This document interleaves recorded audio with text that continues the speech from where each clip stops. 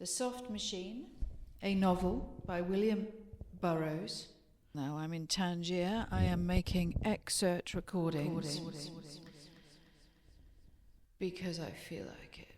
This revised edition was first published in Great Britain in 1968 by Calder and Boyars Limited, first published by William Burroughs in 1961. And these are excerpts from Chapter 1, Dead on Arrival. I was working the hole with the sailor, and we did not bad, 15 cents on average night. Boosting the afternoons and short-timing the dawn, we made out from the land of the free, but I was running out of veins. Ellipsis.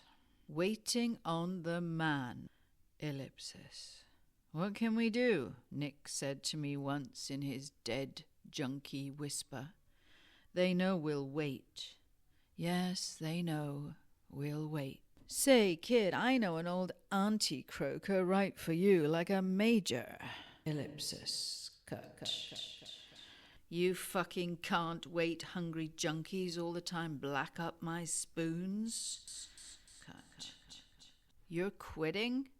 Well, I hope you make it, kid. May I fall down and be paralyzed if I don't mean it. Ellipsis. You got a friend in me, a real friend, and if... Ellipsis. Cut. Now do yourself a favor and stay off. I've been getting some really great shit lately. Cut. Got up and fixed in the sick dawn flutes of Ramadan. Casbah House. Casbah House in the smell of dust, and we made it. Empty Eucadol boxes stacked 4 feet along the walls. I started this book in a Casbah house. I never tried Eucadol. Used to stack my boxes up and keep them in big black bin bags. That was a long time ago. Anyway, enough. Broke? Have you no pride? Go to your consul. He gave me an alarm clock. Ran for a year after his death. Cut. Some things I find myself doing, I'll pack in, is all. Cut. You fucking can't wait, hungry junkies. Ellipsis. Burial in the American cemetery. Couldn't you write me any better than that? Gone away. Ellipsis. You can look any place. No good, no bueno. No good, no bueno. And that's the end of the extracts I've taken from Chapter 1, Dead on Arrival, of The Soft Machine by William S. Burroughs. Excerpts from Chapter 2, The Soft Machine by William S. Burroughs. Who am I to be critical? And we're recording this from Tangiers in a very noisy afternoon. Who am I to be critical? Who am I to be critical? You wouldn't believe how hot things were when I left the States. So Doc Benway assessed the situation and came up with this brainchild. Once, in the upper baboon asshole, I was stung by a scorpion. The sensation is not dissimilar to a fix. So there was a spot of bother and we had to move on, disguised as young junkies on the way to Lexington. Bill and Johnny, we sorted out the names, but they keep changing, like one day I would wake up as Bill, the next day as Johnny. And the further south we went, the easier it was to score, like we brought the 20s along with us. We all stood there watching and feeling it right down to our toes, and the others who were waiting to be hanged felt it too. That night we requisitioned a ranch house and all got drunk, and Johnny did this dance with his tie around his neck, lolling his head on one side and letting his tongue fall out, and wriggled his ass and dropped his pants and his cock flipped out, and the soldiers rolled around laughing till they pissed all over themselves. Then they rigged up a harness under his arms and hoisted him up off the floor to a beam and gang-fucked him. He could fix it with a magic man. We trade places. Magic man in a little hut on the outskirts. An evil old character with sugary eyes that stuck to you. Xolotl was explaining to me that only one body is left in the switch. They were going to hang me, and when I shot my load and died, I would pass into his body. Stood under the noose, and he tightens it around my neck, muttering spells, and then gets down on the floor, leaving me along up there on the platform with the noose waiting. I felt it start way down in my toes. These bone-wrenching spasms emptied me, and everything spilled out, shit running down the back of my thighs, and no control in my body, paralyzed. Balls flopping around, spurting all over the floor, and that evil old fuck crooning and running his hands over me so nasty. But then, who am I to be critical? I went back with the boy to his hut and ate beans and chili and lay with him on the floor, breathing. Well, maybe I would be there still, work all day, and after the work, knocked out, no words, no thoughts, just sit there, looking at the blue mountains, and ate and belched and fucked and slept the same thing day after day, the greatest. But one day we scored for a bottle of mezcal and got lushed, and he looked at me and said, "Chingoa de puta! I will rid the earth of you in the name of Jesucristo," and charges me with a machete. Well, I'd seen it coming, and tossed a cup of mezcal in his eyes and sidestepped, and he fell on his face, and I rammed the planting stick right into the base of his brain. So that was that, and started south again. And everything I did and thought was already done and thought. And there was this round of festivals, where the priests put on lobster suits and danced around, snapping their claws like castanets. Something began to crack up in my brain, and I was free of the control beam. And next thing, we both got busted and sentenced to death in centipede. So I turn on something I inherit from Uranus, where my grandfather invented the adding machine. The head priest was paralyzed and had turned into a centipede. Fun and games, what? So we organized this protection racket, shaking down the agriculturals. I was still subject to these fits, but I had learned to control the images. That is, just before I flipped out, I could put any image in the projector and action camera take. I had no mob left when I ran into this really evil set. The Chimu were something else. To begin with, the average Chimu is unappetizing, to say the least. Pus seeping out a hole where the nose should be, disgust you to see it. All things considered, I was not interested to contact their loutish way of life. So down into the jungle on the head-shrinking lark. Know how it operates? You got these spells, see? Confines the citizen to his head under your control, like you can shrink up all the hate in the area. What a gimmick. But as usual, I got greedy, and the wind-up is I don't have a head left to stand on. Always was one to run things into the ground. Always was one to run things into the ground. Run things into the ground. Suffice it to say, the upper Amazon gained a hustler, and there I was, caught in the middle of all these feuds. Someone knocks off your cousin twice removed, and you are obligated to take care of his great-uncle. Been through all this before. Every citizen you knock off, there are 10 out looking for you, geometric, and I don't want to know. So I got a job with the Total Oil Company, and that was another mistake. Young junkies return it to the white reader, and one day I would wake up as Bill, covered with ice and burning crotch, drop my shorts and comes gibbering up me with a corkscrew motion.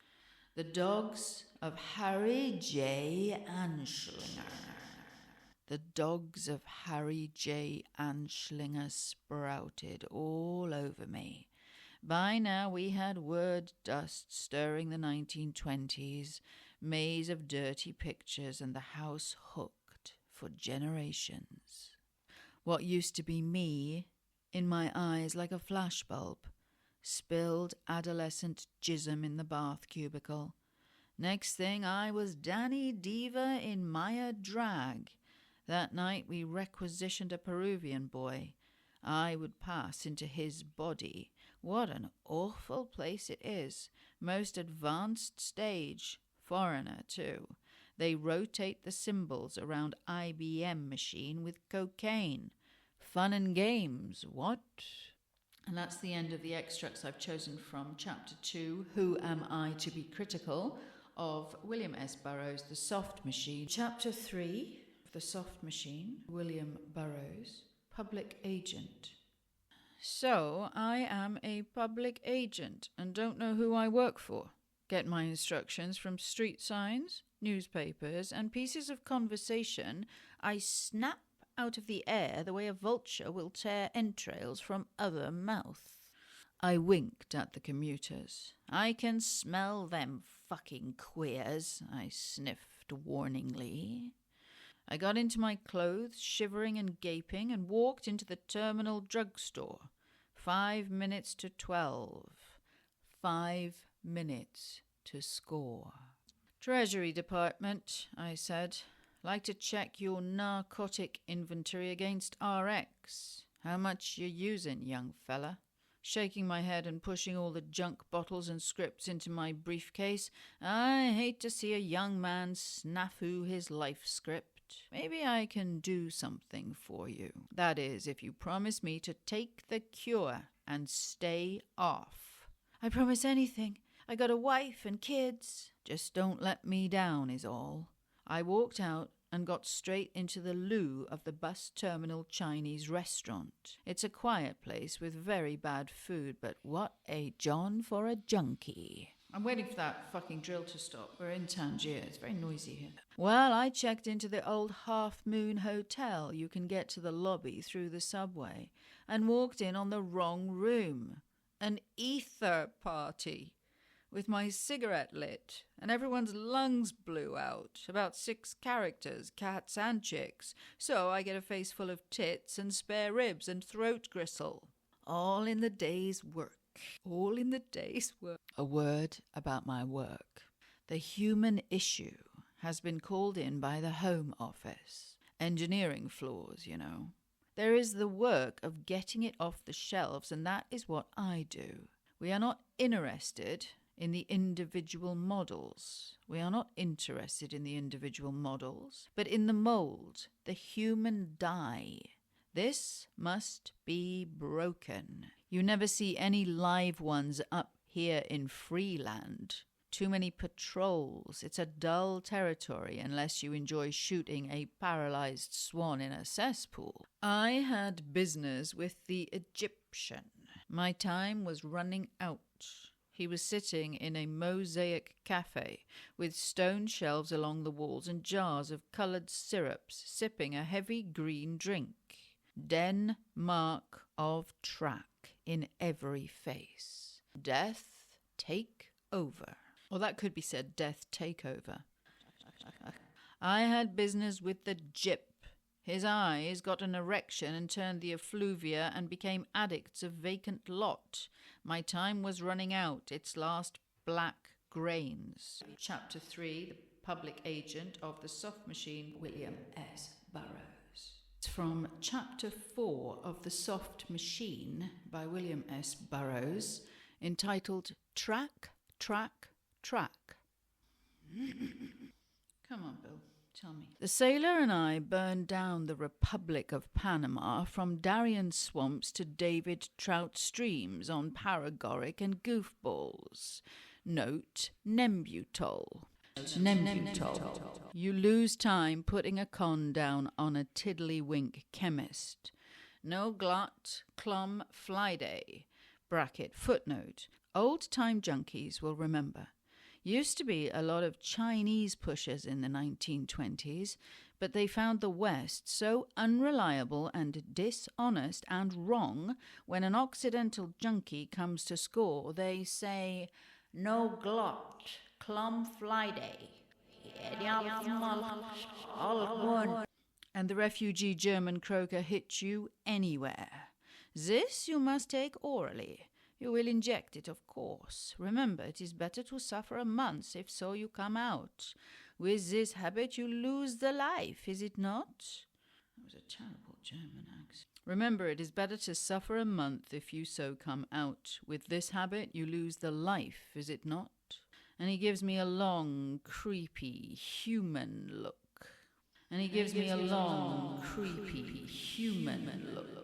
Take it from the noon refuse like ash. Hurry up, see? Those pictures are yourself.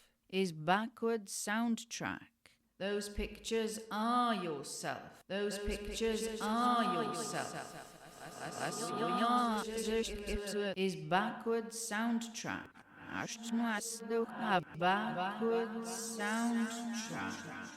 That's what walks beside you to a stalemate of physical riders. You come with me, meester? I knew Mexican he carried in his flesh with sex acts shooting them pills I took. Total alertness. She is your card. Indications enough showed you calls to make, horrors crawling inexorably towards goal in other flesh.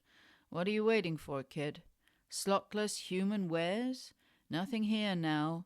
Metamorphosis is complete. Rings of Saturn in the dawn.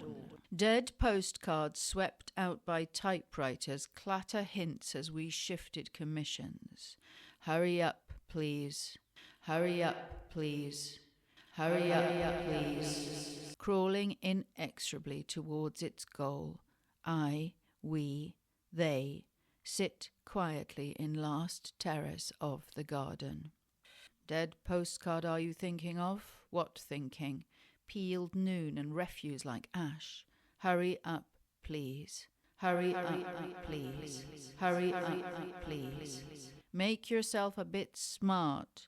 Who is the third that walks beside you to a stalemate of black lagoons and violet light? Last man. Soiled mouth above a tuxedo blows smoke rings into the night. Smoke track cigarettes, they like you. Track like any you. Any track like you. Smoke tracks, they service. Track. This war will be won in colour switch. The track sign stirs like a nocturnal beast and bursts into blue flame. This eye...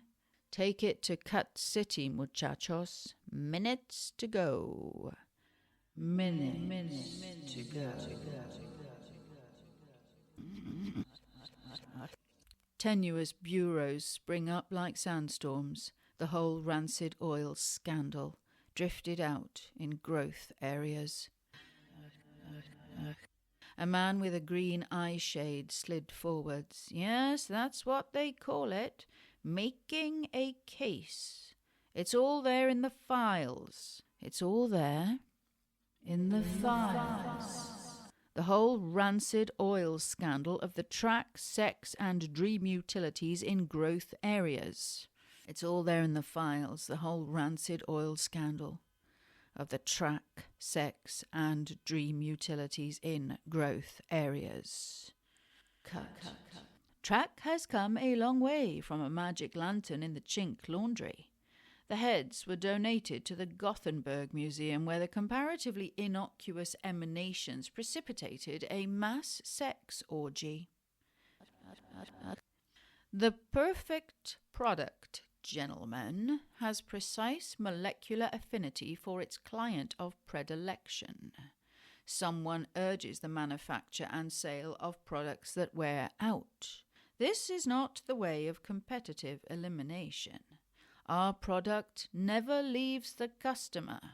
We sell the servicing, and all track products have precise need of track servicing. The servicing of a competitor would act like antibiotics.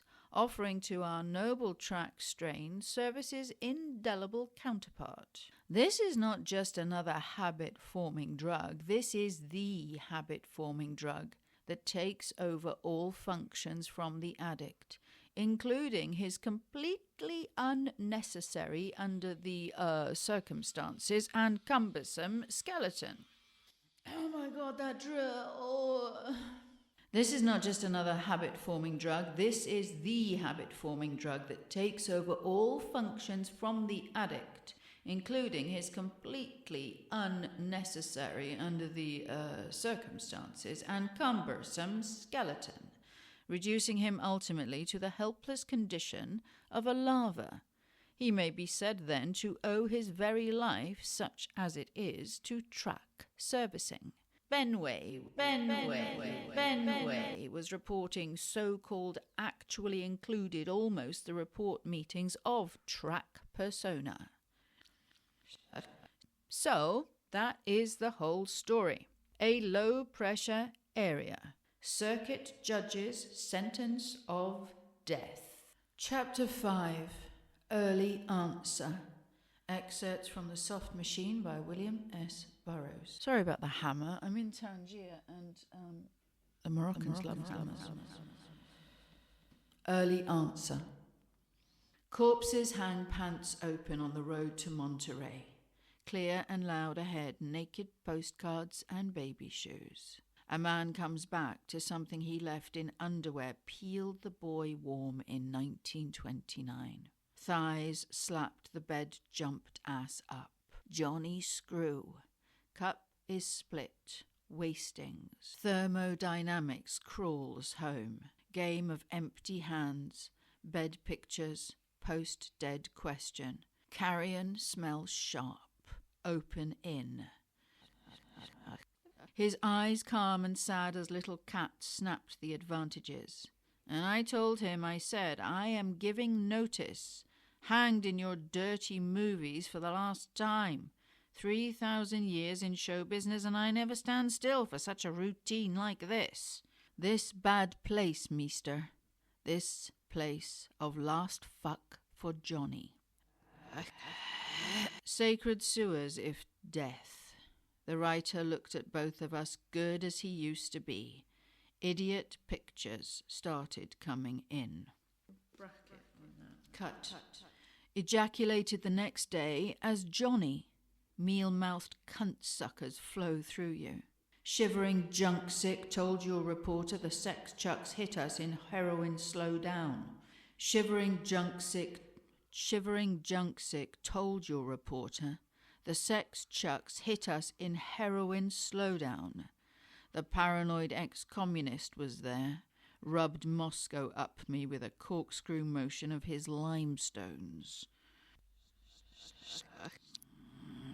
He told me he could fix back places, a little hut on the outskirts, pale blue sugary eyes that stuck to you. The writer looked at both of us and smiled, a low-pressure area switch paper in his hands, weak and intermittent before the pictures started coming in. Lord, Lord, have you seen my boy with his knees up to the chin, pumping out spurts by the irrigation ditch? My page deals so many tasty ways on the bed. You know, eyes pop out, candy and cigarettes, what? Rectum open, the warm music boy rampant and spitting adolescent image. Hot seamen amuck in Panama. Scenic railways when their eyes pop out. Know the answer? 2 assholes and a mandrake. They'll do it every time. In the sun at noon, shirt open, Kiki steps forward. Okay, there's a fucking drill going on now. I mean, what? Oh my God. In the sun at noon, shirt open, Kiki steps forward. With a wriggle stood naked, spitting over the tide flats, bare feet in dog's excrement. Sad servant in sepia clouds of Panama. He had very little money for clothes, though he liked to dress in banker drag, as he called it. Black suits, expensive ties, and linen shirts. Reasons for the change of food not wholly disinterested. The square fact is that judges like a chair. For many years he used Parker. Fed up with present food in the Homicide Act, and others got the job. So think before time that abolition is coming anyway after that. All the top jobbies would like to strike a bargain in return for accepting the end of hanging. Generous? Nothing. I wasn't all that far from being in position. So think before time that abolition is coming anyway after that. All the top jobbies would like to strike a bargain in return for accepting the end of hanging. Generous? Nothing. I wasn't all that far from being in position. Lee dropped the burning hat and scarf on a pile of excrement and walked out of the alley, powder smoke drifting from his cheap European suit. He walked toward Flesh of Spain and Piccadilly.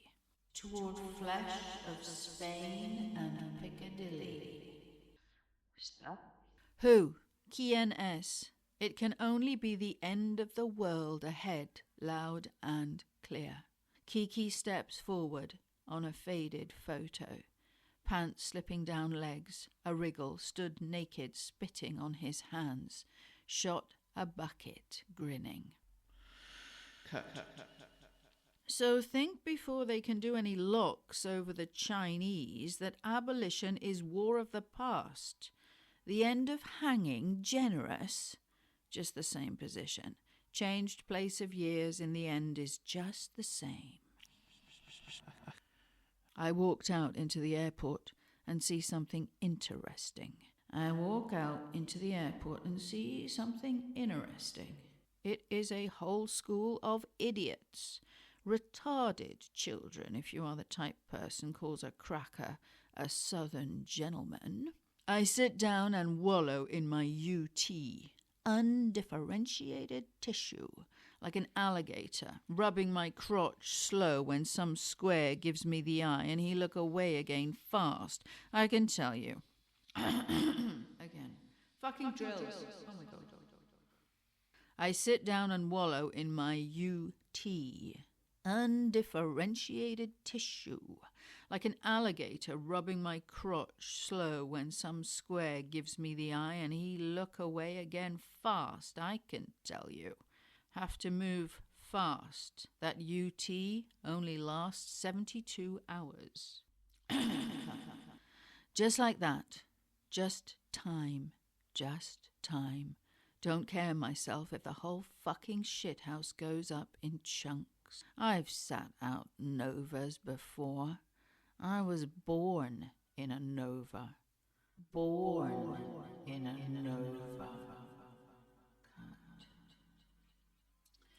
The hanging gimmick. Death in orgasm. Gills, no bones, and elementary nervous system. The hanging gimmick. Death in orgasm. Evacuation to the Drenchlands. A bad deal on the level, and it's not on the level with Sammy sitting in. Small timers trying to cross me up. Me, Bradley Martin, who invented the double cross. From Chapter 5, Early Answer, in The Soft Machine by William S. Burroughs.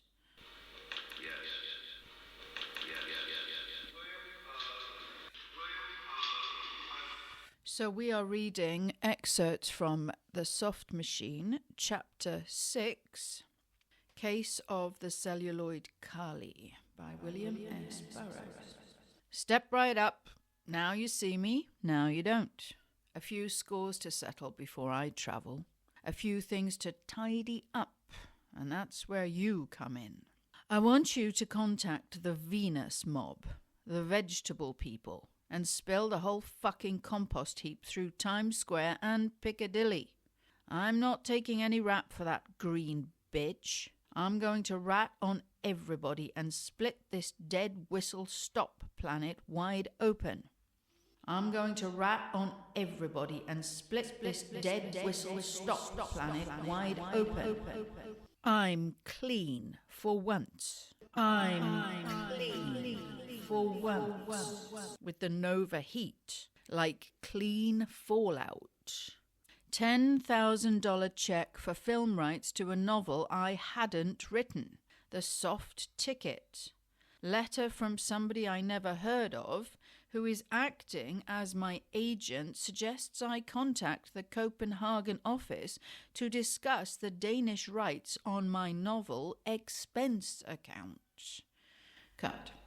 A boy slid off a white silk bar stool and held out the hand. Hello, I'm Johnny Yen. Hello, I'm Johnny Yen. A friend of, well, just about everybody. We think so blockade we thought nobody could get through our flak thing. They thought, switch artist me. Oh, there goes my frequency. I'm on now. A flicker, pause, and the light shrank, and the audience sound a vast muttering in Johnny's voice. I said the old army game. I said, pass the buck. Now you see it, now you don't. Paralyzed with this awful gook the sapphire goddess let out through this cold sore. But I guess I'm talking too much about private things. But I know this big atomic professor, he's very technical too, says, there are no secrets anymore, pet, when I was smooching around him for a quickie. My uncle still gives me a sawski for a hot nuclear secret, and 10 years isn't hay, darling, in these times when I'm practically anybody is subject to wander in from the desert with a quit-claim deed and snatch a girl's snatch right out from under her assets. Tony thinking he could give me a line. Up 4 flights in a tenement past the old bitch selling black market cigarettes and cocaine cut with Sanny Flush, through a dirty brown curtain, and there is Green Tony in a pad with Chinese jade all over and Etruscan cuspidors. He is sitting back with his leg thrown over an Egyptian throne, smoking a cigarette in a carved emerald holder. He doesn't get up, but he says, Dick Tracy in the flesh, and motions to a Babylonian couch. This cunt undulates forward and gives me the sign and holds out her hand. I am the Countess de Ville, your hostess for tonight. She points to the boys at the bar with her cigarette holder, and their cocks jumped up one after the other, and I did the polite thing too when my turn came. From Chapter 6, Case of the Celluloid Kali, in William Burroughs' The Soft Machine, published in 1961. The Soft Machine, extracts from Chapter 7, The Mayan Caper, by William S. Burroughs. I recorded this on Bill's birthday, 2026, in Tangiers, Morocco. Joe Brundage brings you the shocking story of the Mayan Caper, exclusive to the Evening News. A Russian scientist has said, we will travel not only in space, but in time as well. I have just returned from a 1,000-year time trip, and I am here to tell you what I saw, and to tell you how such time trips are made. It is a precise operation. It is difficult. It is dangerous. It is the new frontier, and only the adventurous need apply. Only the adventurous need apply. But it belongs to anyone who has the courage and know how to enter.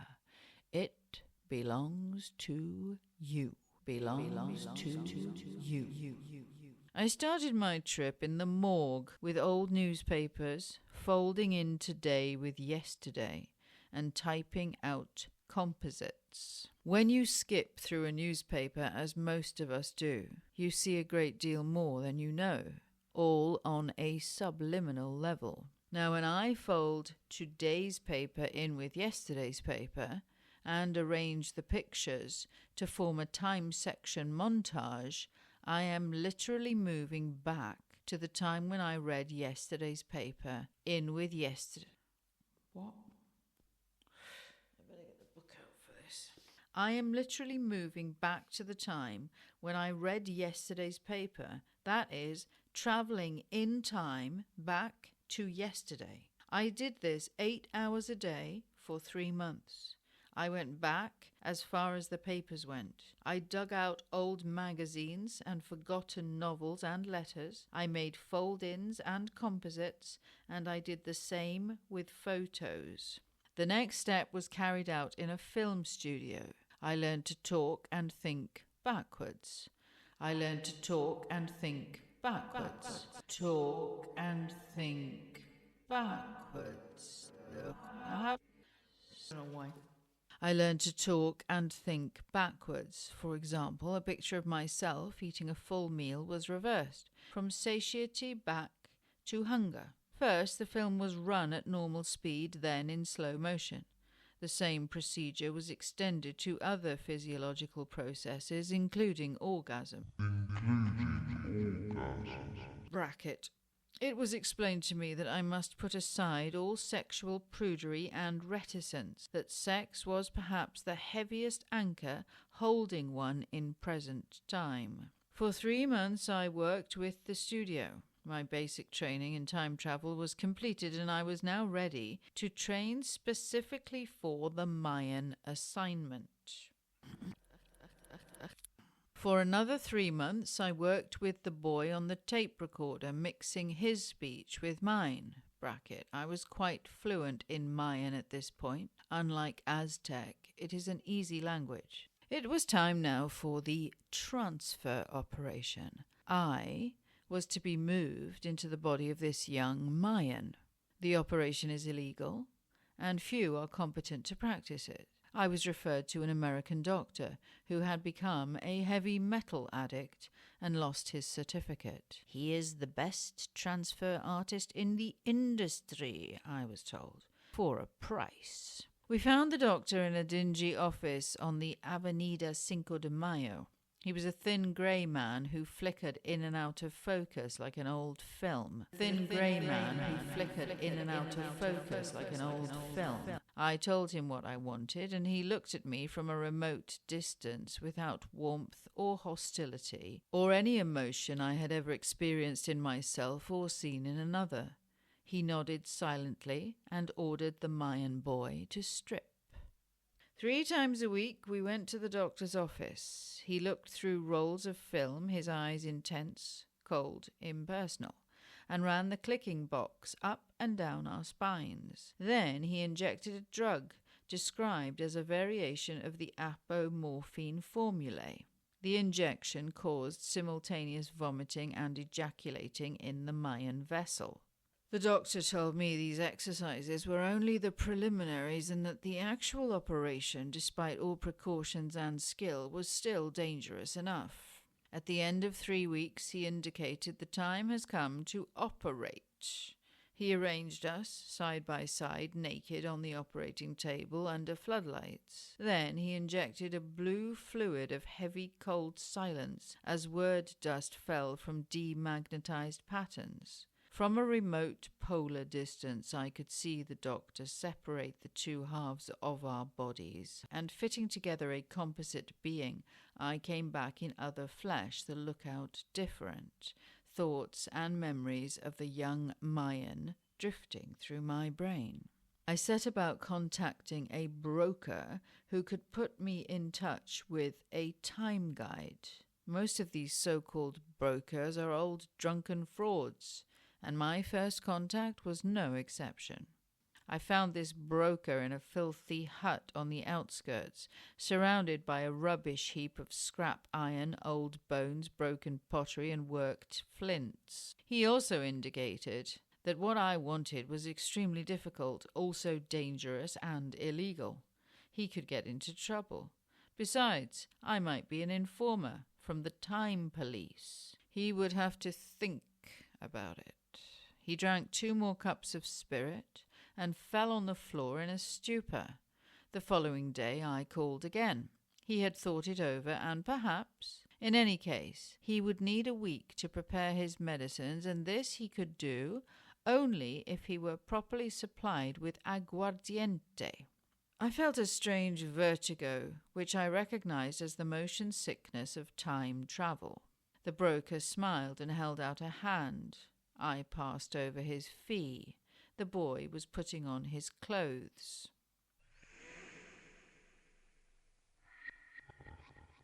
I felt the crushing weight of evil insect control forcing my thoughts and feelings into prearranged moulds, squeezing my spirit in a soft, invisible vice. I lay down in the hammock and immediately felt stabbing probes of telepathic interrogation. I turned on the thoughts of a half-witted young Indian. After some hours, the invisible presence withdrew. I had passed the first test. During the months that followed, I worked in the fields. The monotony of this existence made my disguise as a mental defective quite easy. A continuous round of festivals occupied our evenings and holidays. On these occasions, the priests appeared in elaborate costumes, often disguised as centipedes or lobsters. I learned also something of the horrible punishments meted out to anyone who dared challenge or even think of challenging the controllers. Death in the ovens. These executions were carried out secretly in rooms under the temple. I made recordings of the festivals and the continuous music, like a shrill insect frequency that followed the workers all day in the fields. However, I knew that even to play these recordings would invite immediate detection. I needed not only the sound track of control, but the image track as well before I could take definitive action. The priests themselves do not understand exactly how the system works, and that I undoubtedly knew more about it than they did as a result of my intensive training and studies. The technicians who had devised the control system had died out, and the present line of priests were in the position of someone who knows what buttons to push in order to set a machine in motion, but would have no idea how to fix that machine if it broke down. In order to accomplish the purpose, I prostituted myself to one of the priests, bracket, most distasteful thing I ever stood still for, end bracket. During the sex act, he metamorphosed himself into a green crab from the waist up, retaining human arms and genitals. I was able to endure that horrible encounter by promising myself the pleasure of killing this disgusting monster when the time came. And my reputation as an idiot was by now so well established that I escaped all but the most routine control measures.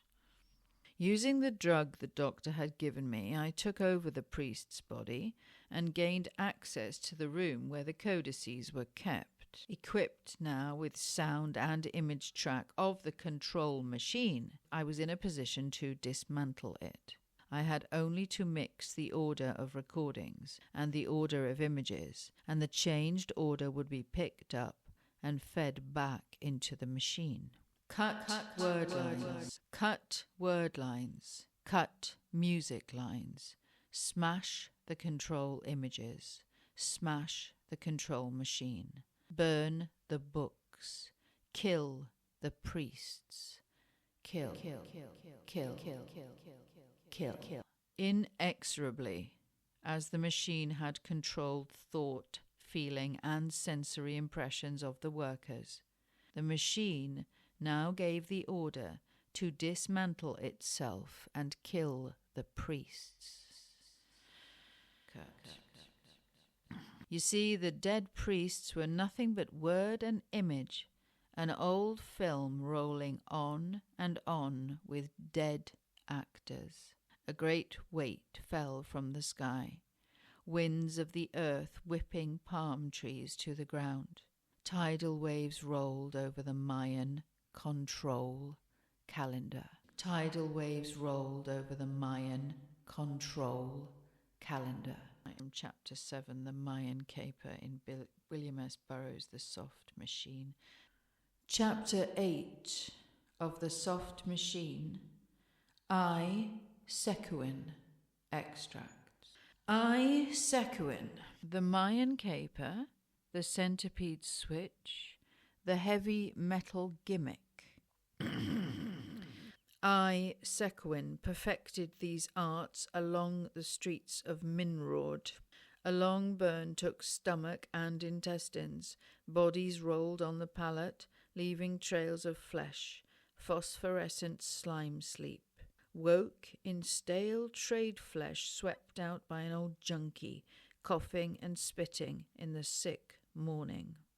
This is the way the old hop-smoking world I created mutters between years' saddest of all movies, voices frosted on the glass, wind and dust, through empty streets and gutted buildings, spectral janitors, grey autumn chill in the ashes, cold, dusty halls. A petition from the old me, the narcotics department. Does he know his old record? Spit, blood. Bill, it's windy here. Bill, it's windy here. An old junkie selling Christmas seals on North Clark Street. The priest, they called him. The priest, they called him. Fight tuberculosis, folks. Grey shadow on a distant wall. Grey shadow on a distant wall. That was the end of I. Sequin Extracts, Chapter 8.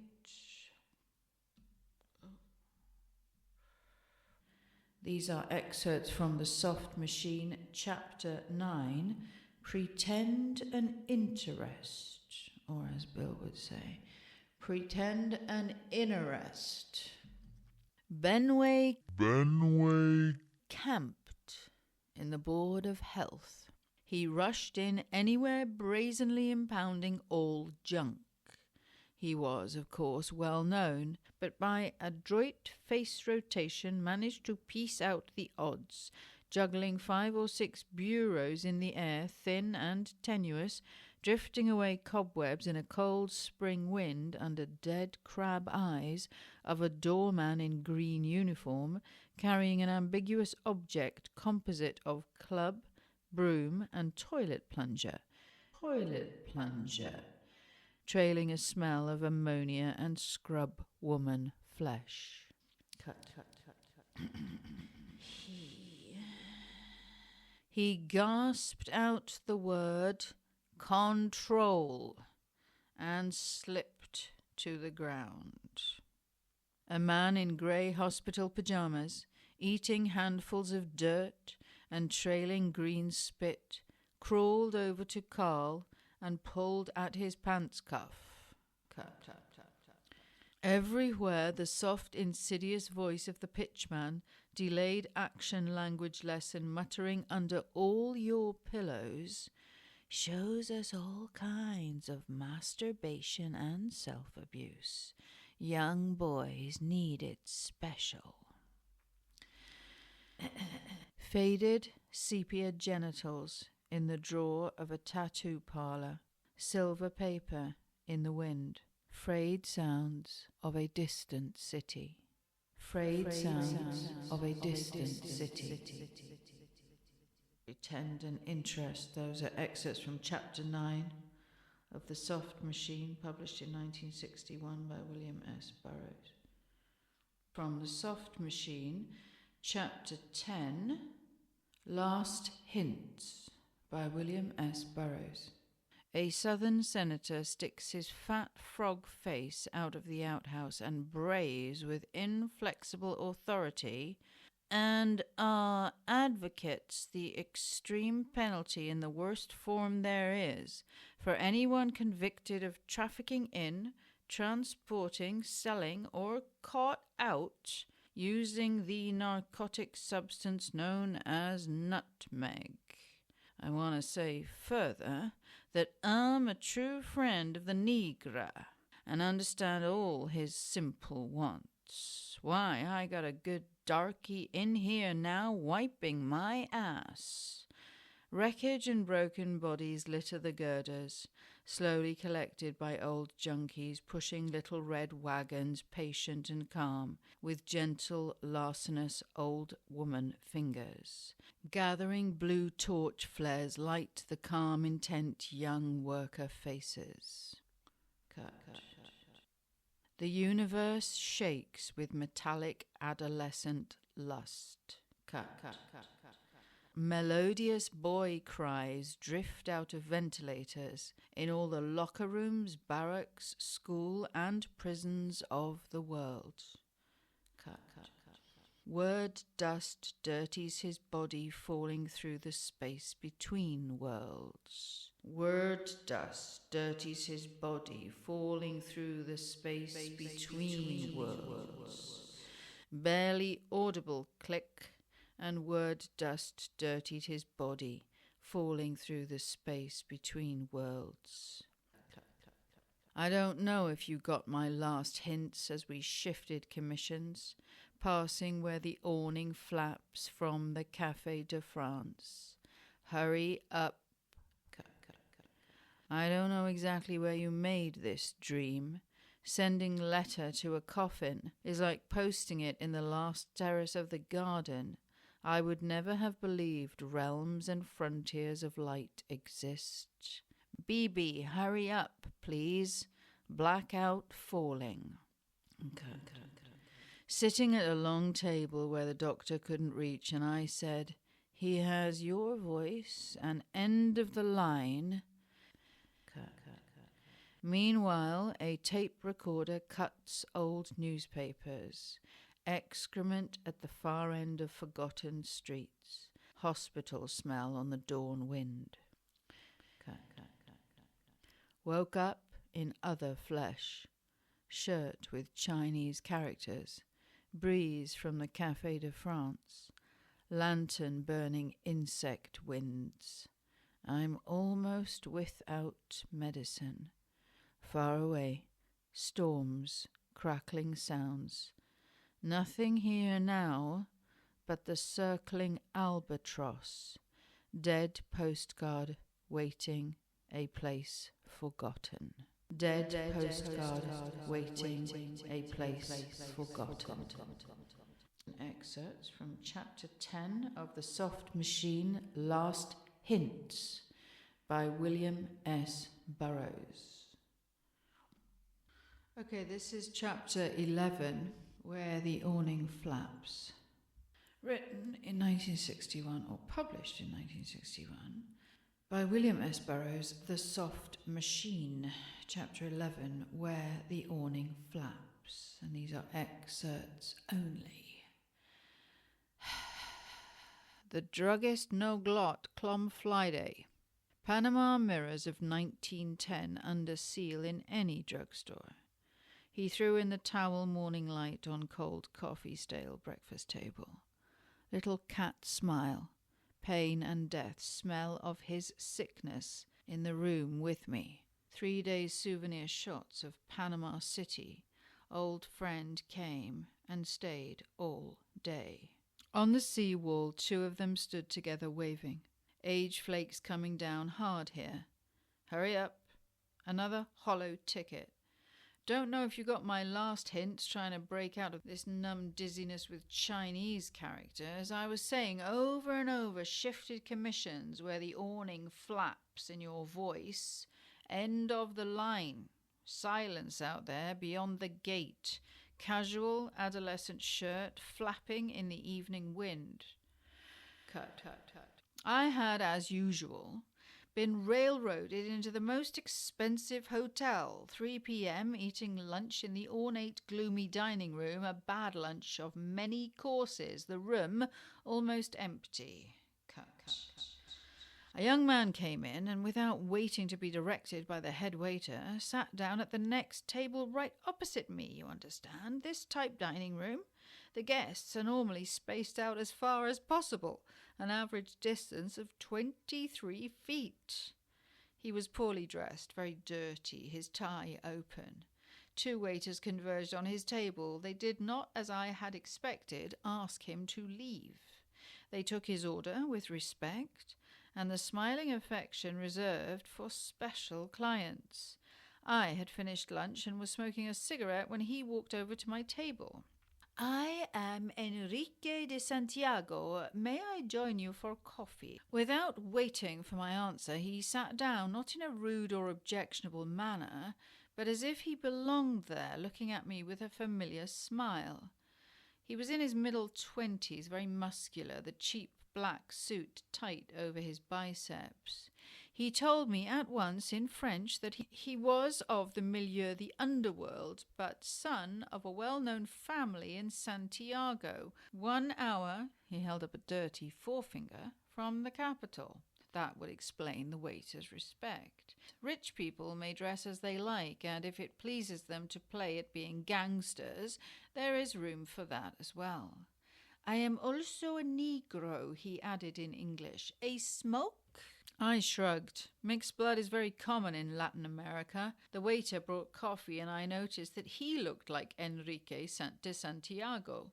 Come to think of it, the entire staff of the hotel looked like Enrique de Santiago. "You must visit my mother in Santiago and see the coffee plantations." He wrote something on a slip of paper and handed it to me across the table. He had written on a sheet of yellow notepaper, "Mónica Cochuera de Santiago Los Fuentes." I myself cannot leave the capital during the season. Besides, I am complicated in a matter of stupefying drugs very big, you understand. Unfortunately, died unuttered, as if someone had placed a slow, cool finger over my lips. I sat there, dreamy and absent, looking out of the window across a square empty in the afternoon sun, a dog sniffing on the quay, seeing this sharp and clear as if through a telescope, warehouses, customs sheds, and piers of the port, the sea ahead. The building I never quite saw was the Armory. 223 dead, thousands injured. Whole waterfront quarter of the town destroyed by the explosion. I do not know what happened to Enrique de Santiago. After lunch, I retired to my room, closed the shutters, and lay down to sleep. I was awakened by 3 loud knocks at the door. "I don't know you," I said in the same muffled voice. The figure did not speak aloud, but the words were there between us. "I know you. See you Sunday." This was not my old body. Well, that would explain the wooden feeling and the distorted voice. I had attempted to force my reactive patterns on another body. I had been too forward. Perceiving my error, I moved back. The body regained ease and grace of movement, but his heart was pounding. He switched on the light. I spoke distinctly out the words in English. "Who was that at the door?"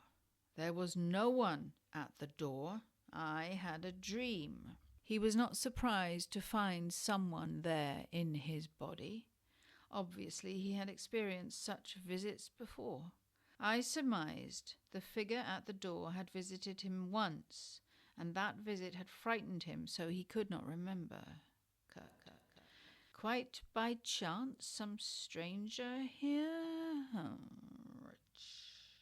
And powerful visitors. But the young man was not rich. Money is something you can feel as soon as you settle in the spine. You can feel it like age or youth, junk or sickness.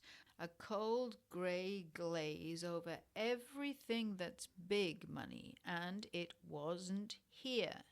He was not poor either, and the thought of selling himself for money would have outraged him.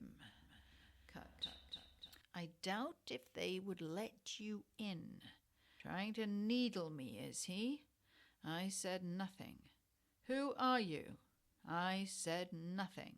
I am an unobtrusive visitor. Until I come to the point of my visit, you would hardly know I am there. Cut. Charming Arab house in the suburbs, magic street leaf shadows on the wall. The old porter from Arabian Nights' friendly neighbours invite us in for chicken couscous and other Moroccan delicacies. Cold, stale room. Smell of kerosene heaters that sputter and smoke. Hostile locals stoning the house, screaming Moroccan pleasantries at the door. Rain outside, the roof leaks, whiffs of the clogged toilet, green mould on my shoes. Yes, I well knew the thanks we get. In the immortal words of Dutch Schultz D.S. of the New York area, and that's a pretty important demolition, 23, shut up, you got a big mouth. Cut. However, I had already opened my big mouth at the door. Ah, so you prefer to remain the unknown, and probably for good reason. Are you a queer? I hate them. Compost heap smell of sex-changing Swedes. Little salute when she stands there bare-assed and leans a pert little kiss. They do it on all fours, dog fashion, and the climax throw back their heads and howl, "Is it going to be published in Vogue?" Now you would think I find all this boring. Not at all. A visitor is never bored. You see, what is boring is going from here to there, custom shops, the laundry, the post office, shaving, washing, dressing, packing, looking for a hotel. I didn't have to do any of these things. Jean did it all for me. Visiting is so comfortable and habit-forming. Visiting is junk, and junk is the oldest visitor in the industry. I know what it is to kick a host habit. Yes, that's me there, dim flickering on the telly from Spain. They all went away. No good. No bueno. Got time for a coffee, kid? I'll tell you a story. Vacant lot there by the florist shop, tin can flash flare. A young man waiting cobblestone street, smell of ashes. He was red-haired, his face streaked with coal dust. An old junkie dunking pound cake in the grey cafeteria, a napkin under his coffee. The priest, they called him. The priest, they called him. Sold a special crucifix, glowed in the dark, until he glowed in the dark himself. Cold coffee sitting right where you are now. You see, son, when you get a host habit, you forget about other folks. I am the director of no repeat performance. Showed you the papers clear. Arab house in the suburbs, cold coffee sitting right where you are now. It's raining, the roof leaks. I am moving the sofa to a dry spot. In the niche is a book, glazed cover written in letters of gold longhand, The Street of Chance. I opened the cover. Being a story of a 14-year-old boy who died during the invasion. Picture of the boy there, faded sepia at the attic window, waving to a distant train. That's the end of my excerpts from chapter 11, Where the Awning Flaps, by William S. Burroughs in The Soft Machine, published in 1961. The priest, they called him.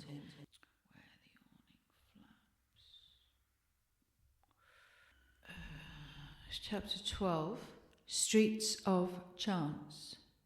These are excerpts from The Soft Machine by William S. Burroughs. Chapter 1. I can fly, father. We have no such powers, my son. He waves sadly from the street of chance. See the vacant film his face. Cut. Salt Chunk Mary had all the no's, and none of them ever meant yes. Cut. Mary didn't like talk, and she didn't like talkers. She received and did business in the kitchen, and she kept it in a sugar bowl. Nobody thought about that. Cut. Or maybe you Picasso on Rembrandt and cool off like I was, sitting in a Turner sunset on the Japanese girl, doing my simple artisan job, hot and heavy. Cut. Blackout fell on these foreign suburbs here. ¿Qué tal, Enrique? Kiki accepted a cigarette. Cut. 4 codeine tablets with coffee knocked out the headache. I advised him to stay in his room and see nobody. He was reading an English detective story. The vicar'd done it, if my memory serves. Big, soft, unctuous reverend, with well-manicured hands. 4 p.m, the action starts. Cold coffee, sitting right where you are now. Tube of codeine tablets, unmade bed, a glass crusted with tomato juice. Every object in the room said hopeless. Every object in the room said hopeless. Cut. The music pouring in any second now. Do or say carefully calculated surface. Demotition 23, loud and clear. Demotition 23, loud and clear. Cut. Room far away, naked phallic shadow, cool Sunday on a distant wall. I was blackout hungover. Cold, stale room, green mould on my clothes, Arab house, foreign suburbs, here, shaving in the kitchen. Who's that at the door? Give him some money, send him away. So up to my workroom, smell of kerosene grey flaking plaster walls. That house aged while you wait, so I belched down a local drug called Hushuma. How can anyone live here without it? So I belched down a local drug called Hushuma. How can anyone live here without it? And called all my sad captains. Oh, God, another beggar at the door. The man is here to read the meter, John, and you know what that means in showbiz. Slow grey film fallout and funeral urns of Hollywood. Never learn. Cut. So Johnny the guide said, the first clause in our blue contract is no as the examiner to which both parties must submit. Ellipsis. We call it the probing period. Now, isn't that cute? Cut. X-rays, photos of viscera and fecal movements. His body a transparent blue fish. So, that's the examination, we call it. Sees all your processes, and now you got the right to examine me. Cut. Every citizen can now grow sex forms in his B-day. Cut. Slow bronze smiles from a land of grass without memory. Cool, casual little ghosts of adolescent spasm. Metal excrement and crystal glooms of the fish city. Under a purple twilight, our clothes shredded mummy linen on obsidian floors. Panama clung to our bodies. Cut. An iron cubicle with painted blue walls, pallet on the floor, brass tea tray keef pipes, and jars of phosphorescent green sex paste. Wall over the pallet, 2-way mirrors, opposite wall of glass opening on the next cubicle, and so on. Sex acts into the blue distance. The guide pointed to the mirror. We fuck good, Johnny. On air now. Cut. The American tourists shift uneasily from one foot to the other. They are eager to understand native customs, but this does seem a bit much.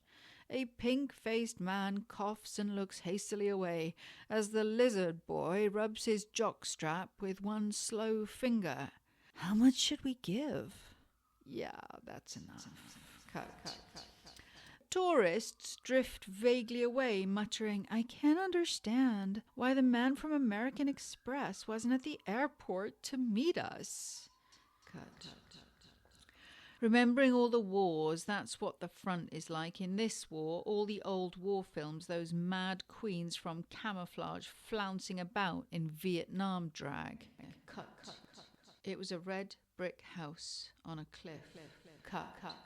Under the stairs I find an old diary which seems to consist largely of household accounts. I go to the foot of the stairs and remember the leaking faucet. At this point I realize that some force is trying to prevent me from going upstairs, and I determine to do so at once. Cut. The house seemed to get older, as if I was walking up through phantom years and stale memories. Bracket. These stairs, ellipsis, they'll be the death of me, ellipsis. Memory hit the old detective like knife. Ellipsis. This room 23. Cut. Without a throat, without a tongue, seeing the ledge that would crumble. Boy falling. Boy I was who never would be, now further and further away. A speck of white that seemed to catch all the light left on a dying star, and suddenly I lost him. I lost him long ago, dying there. Light went out. My film ends. Cut. Old fairy without a son. I am the director. You have known me for a long time, mister. Leave cigarette money. I am the director. You have known me for a long time, mister. Leave cigarette money. Leave cigarette money. And that's the end of my chosen excerpts from chapter 12, The Streets of Chance, from The Soft Machine by William S. Burroughs. And this is chapter 13 from The Soft Machine, Where You Belong by William S. Burroughs. My trouble began when they decide I am executive timber. It starts like this. A big blonde driller from Dallas picks me out of the labor pool to be his houseboy in a prefabricated air-conditioned bungalow. He comes on rugged, but as soon as we strip down to the ballpark, over on his stomach, kicking whitewash, and screams out, "Fuck the shit out of me!" Cut. And friend looks me over, slow chewing his cigar, and says, "What are you doing over there with the apes? Why don't you come over here with the board where you belong?" And he slips me a slimy look. Friend works for the Track News Agency. We don't report the news. We write it. And next thing I know, they have trapped a grey flannel suit on me, and I am sent to this school in Washington to learn how this writing the news before it happens is done. And next thing I know, they have trapped a grey flannel suit on me, and I am sent to this school in Washington to learn how this writing the news before it happens is done. I suss it is the Mayan caper with an IBM machine, and I don't want to be caught short, so I act in concert with the subliminal kid, who is a technical sergeant and has a special way of talking. Just feed in sad-eyed youths and the machine will process it. Just feed in sad-eyed youths and the machine will process it. These officers come gibbering into the queer bar, don't even know what buttons to push. Run with the apes? Why don't you come across the lawn? And he gives me a long, slimy, responsible grey flannel suit. I am Danny Deaver in drag, writing, "The news is served, sir. The news is served, sir."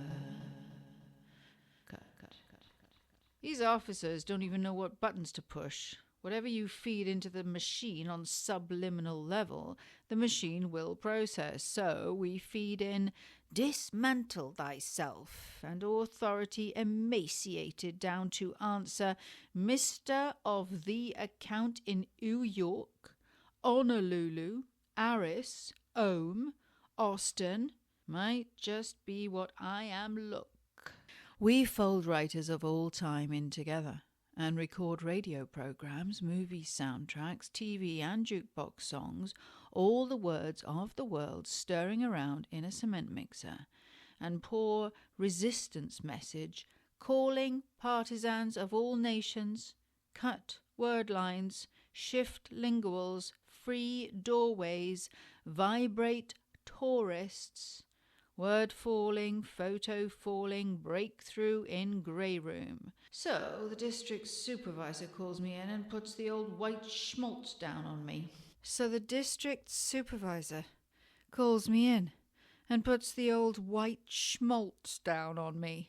Now, kid, what are you doing over there with the niggers and the apes?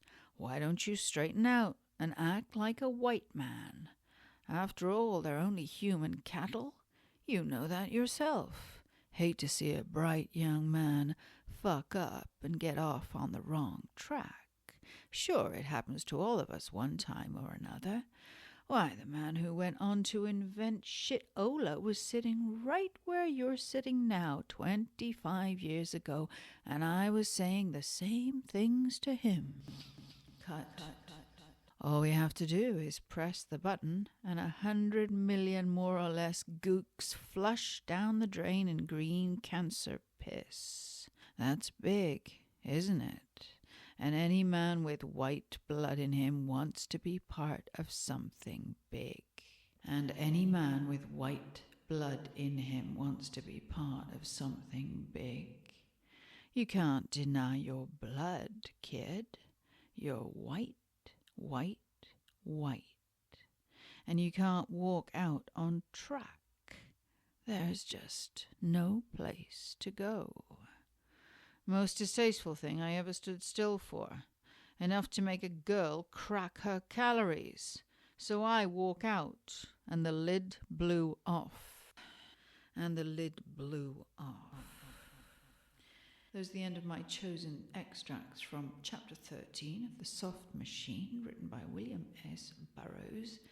Soft Machine, Chapter 14, by William S. Burroughs. Uranian Willie. Excerpts. Uranian Willie, the heavy metal kid, also known as Willie the Rat, he wised up the marks. This is war to extermination. Fight cell by cell through bodies and mind screens of the earth. Souls rotten from the orgasm drug. Flesh shuddering from the ovens. Prisoners of the earth, come out, storm the studio. His plan called for total exposure. Storm the reality studio and retake the universe. Storm the reality studio and retake the universe. Photo falling. Word falling. I'm going to have to give up on hoping for total silence here in Tangier. Sorry for the background noise. Storm the reality studio and retake the universe. Photo falling. Word falling.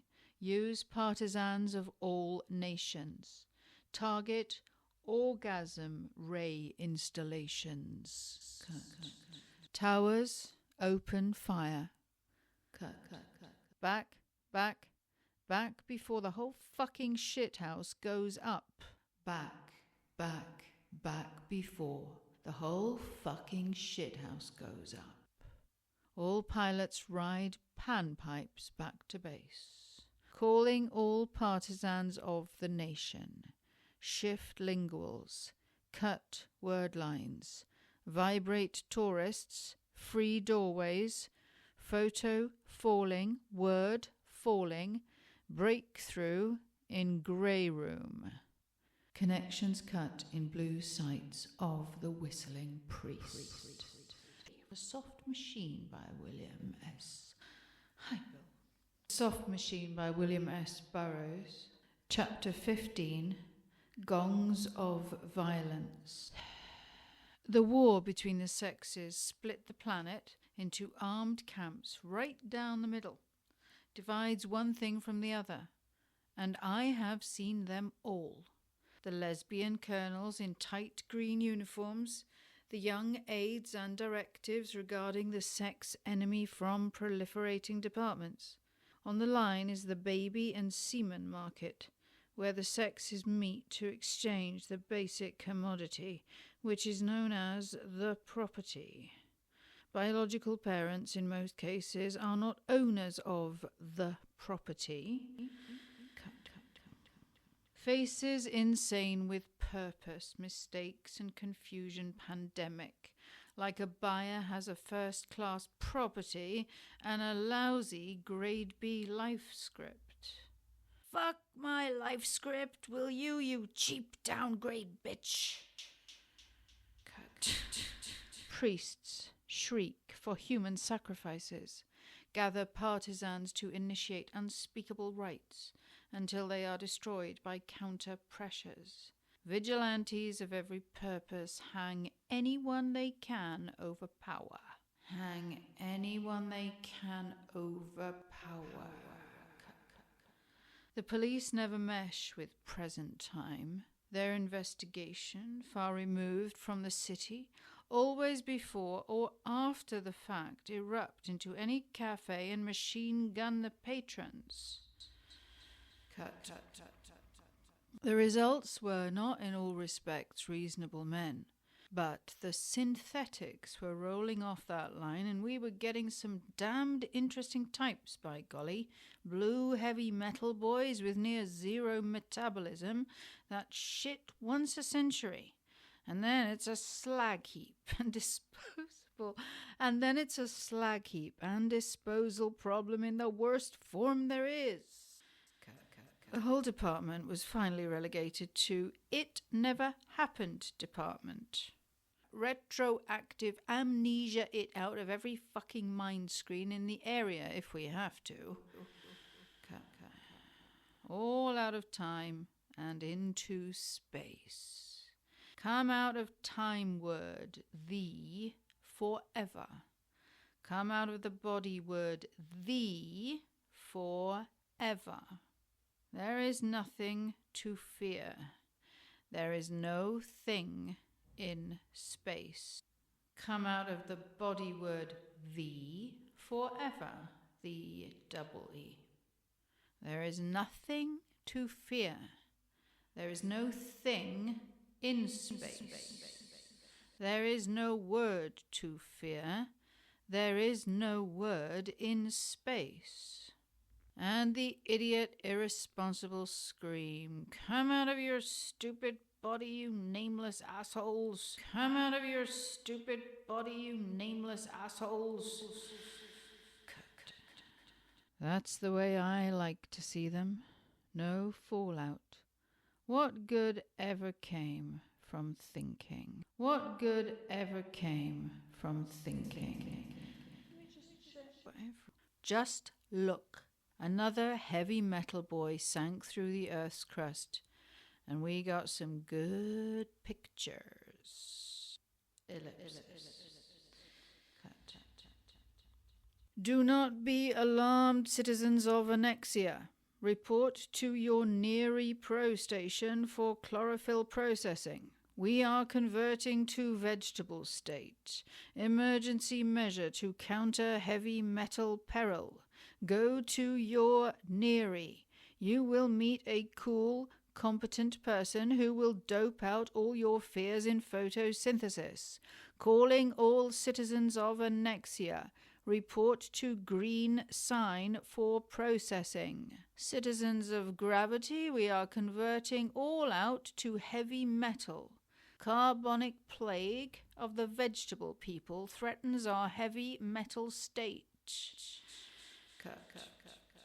The The cold, heavy fluid settled in his spine, 70 tons per square inch. Cool blocks of SOS, solid blue silence. Cut.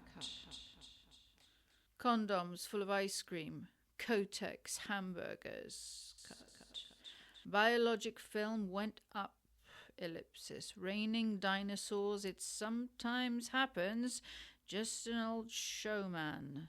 Death takes over the game, so many actors.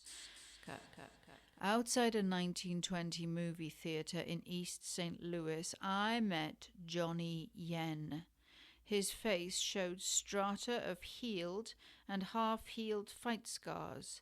Standing there under the luminous film flakes, he said, "I am going to look for a room in good neighborhood.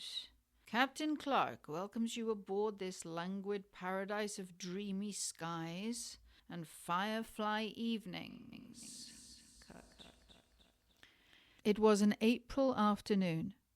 After a while, some newsboy told him the war was over sadness. The war was over sadness. Lee grabbed a spastic's crutch and charged the passport line, screaming, "I'm going centipede! I'm going centipede! Stamp it, quick!" The boy had a smooth yellow face and brown eyes that caught points of light in the dim hotel room. "It's dangerous, you dig, like I have to get this RX. I know a croaker might write." Muttering face and brown eyes that stood around hotel room talking primitive English with hiatuses. "And it's dangerous, you dig. Lie word hanging in air like a croaker might write." Cut. Lee waited in a deserted lunch counter, the tables and chairs covered with grey paste, and walked the empty streets under a soft, steady rain of metal word fallout. He wrote, finally. "I had to fuck his old lady with a strap on, the horrible old cunt. Digest the rubber." The druggist started back with a cry of rage. "Oh, no! We don't do that kind of business. What are you, the doctor? Do yourself a favor and beat it." Cut. Lee watched the drugs shoot through Johnny's body like puffs of blue smoke.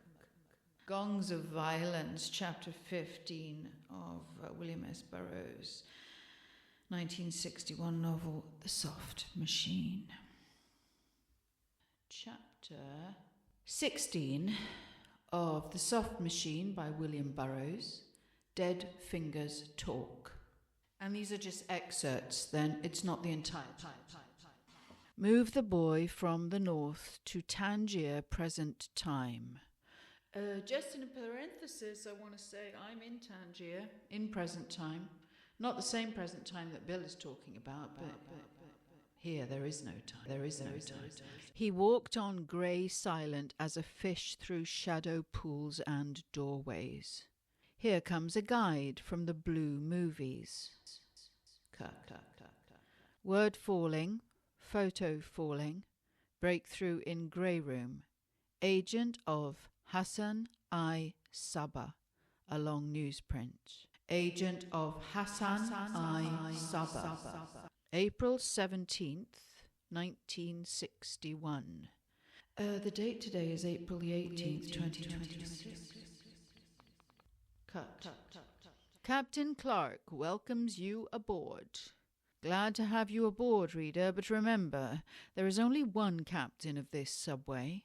Do not thrust your cock out the train window, or beckon lewdly with thy piles, nor flush thy beat Benny down the drain. Cut. I stand on the Fifth Amendment, will not answer the question of the senator from Wisconsin. Are you or have you ever been a member of the male sex? They can't make Dickie whimper on the boys. Know how I take care of crooners? Just like to them. A word to the wise guy. A word to the wise guy. A word to the wise guy. I mean, you got to be careful of politics these days. A word to the wise guy. I mean, you got to be careful of politics these days. Cut, cut, cut, cut. Crystal tubes click on the message of retreat from the human hill, and giant centipedes crawl in the ruined cities of our long home. Thermodynamics has won at a crawl. Thermodynamics has won at a crawl. Thermodynamics has won at a crawl. Decayed corseted tenor sings Danny Deaver in drag. Billy Budd must hang. All hands after to witness this exhibit. Billy Budd gives up the ghost with a loud fart, and the sail is rent from top to bottom, and the petty officers fall back, confounded. Billy is a transvestite Liz. There'll be a spot of bother about this, mutters the master-at-arms. The tars scream with rage at the cheating profile in the rising sun. Funny how a man comes back to something he left in a Peoria hotel drawer, 1929. Under the limestone cave I met a man with Medusa's head in a hat box and said, "Be careful," to the customs inspector. Freezed his hand forever, an inch from the false bottom. Will the gentle reader get up off his limestones and pick up the phone? Cause of death? Completely uninteresting. Cause of death? Completely uninteresting. I went about my junk business, waiting for the drugstore to open, the yellow narcotic script in my pocket. Place of the grasshopper. All these memories, his old memories, disgust me to hover around. When I took a shot and suddenly say, "I'm absolutely weak. I can only just totter home, darling." The dollar has collapsed.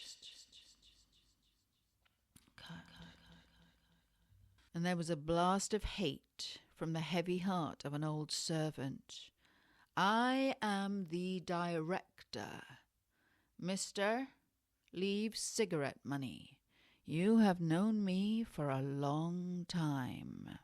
Faded brown smell of carbolic soap and rectal mucus, distant 1920 wind and dust. Distant 1920 wind and dust. That was the end of my excerpts from Dead Fingers Talk, chapter 16 of The Soft Machine by William S. Burroughs. Why has he put that date in there, April the 17th, 1961, and why am I recording it on April the 18th, 2026? I don't know.